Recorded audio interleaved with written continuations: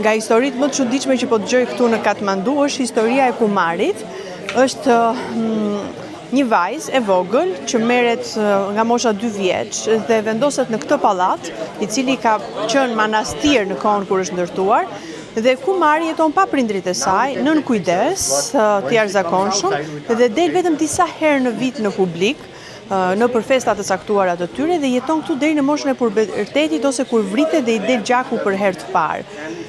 Mendohet që ka fuqi hynore dhe sa herë Kumari qan,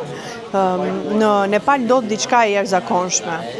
Unë nuk e di, po një histori edhe një lloj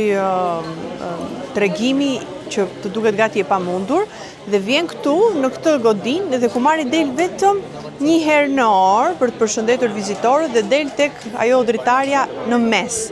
Por nuk lejohet që të filmohet, kështu që